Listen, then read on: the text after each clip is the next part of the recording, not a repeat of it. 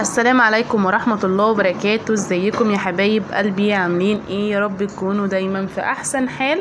اول ما نبدأ كده بالصلاة على النبي، لايك حلو للفيديو والاشتراك في القناة لو انت لسه مشتركتيش عشان تنوري لي قناتي احلى جمهور في الدنيا. طبعا بقى حاجة روتين بسيط كده، غدوة بسيطة كده، على اني بصراحة ما كنتش قادرة اعمل اي اكل، وفي نفس الوقت كانت عيالي تعبانين شوية ومرضيتش اجيب لهم اي حاجة من تحت ولا اي حاجة. كنت جاية من مشوار طويل، فطبعا كنت جايبة لبس المدرسة وكده، وخدت فترة طويلة تحت وجيت بقى ورحت محمرة كده شوية مكرونة على طول، وكان عندنا شوية شوربة طلعتهم ورحت عاملاهم، وكانت حتة اكلة زي العسل. الحمد لله، نعمة وفضل من عند ربنا.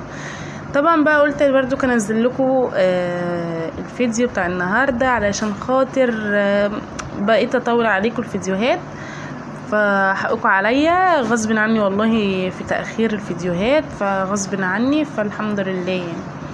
طبعا بقى حطيت واحدة مرقة، وبعد كده هحط فلفل اسود وبهارات وكمون وشوية ملح بس على كده، واروح مديها تقليبة وسايباها بقى مع نفسها على نار هادية كده، وهتبقى زي الفل حبايب قلبي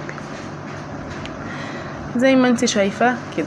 طبعا بقى في ناس بتتكلم يعني دي مش حيلة اللي تعملي فيها، ديت مش مطبخ تصوريه ده ومش عارف ايه. يا حبايب قلبي، كل حاجة انا بعملها بطلعها لكم، كل حاجة ببينها لكم، انا ما بتكسفش من اي حاجة خالص. طول ما يكفيني ان ربنا واقف معايا وبيديني والحمد لله يا رب على نعمتك.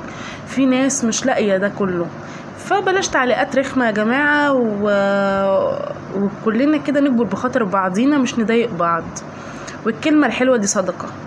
فيا جماعه كده نخف شويه على بعضينا. فانا ببين لكم كل حاجه، انا ولا في حاجه لا ديت شكلها وحش مش هنزلها، انا ببين لكم كل حاجه على طبيعتها يا حبايب قلبي.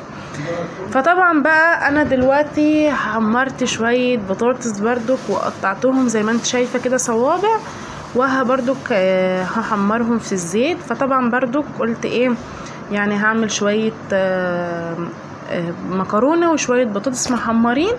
وكانت طبعا البتنجان المخلل اللي انا كنت منزله لكم الفيديو اللي فات، طبعا كان فيه بردك بقيته، فروحت مطلعاه بردك جنب الاكل، وكانت اكله زي السكر والحمد لله، واتقضت والحمد لله، وكانت عيالي كويسين والحمد لله على نعمتك يا رب. فطبعا قلت حاجه خفيفه النهارده، في نفس الوقت جايه من مشوار، وفي نفس الوقت حاجه خفيفه لاني عيالي تعبانين واخدين شويه برد كده، فكنت عايزه اعمل لهم اي حاجه خفيفه في سريع يعني بس. فالحمد لله، واديني هحمر البطاطس وخلاص على كده. طبعا بحب بصي بينتلك كل حاجه، يعني كل اللي بيتكلم كلمه انا الحمد لله ولله الحمد، انا راضيه بكل حاجه ربنا بيديهاني، انا راضيه بحاجتي، راضيه بحاجه والدتي، راضيه بكل دوت يا جماعه، ويكفيني ستر ربنا عليا. الحمد لله يا رب على نعمتك. وديني كده حمرنا البطاطس كده، انا بحبها مقرمشه، فرحت مطلعاها كده اول طاسه. كان عيالي يا عيني طبعا علشان خاطر جعانين وكده وجايه من مشوار، فروحت يا دوبك على طول. انا اليومين دول قاعده عند امي زي ما انا قلتلك، فغصب عني بقى، فيمكن مؤهمله شويه في عيالي، بس غصب عني والله.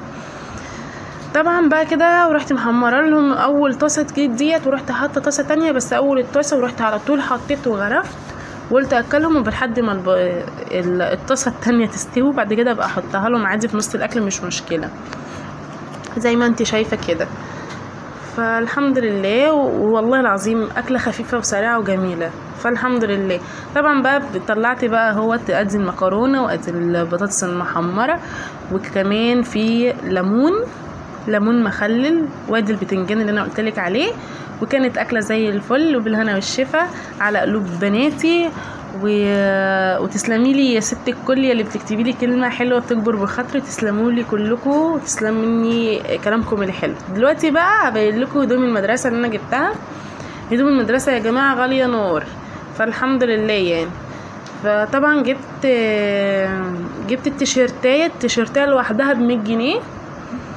التيشيرتايه المدرسه بتاعت مايا، هي لونه احمر في كحلي، التيشيرتايه بس عامله 100 جنيه. ده كمان ده هو بيقول لي كارمك كده يعني.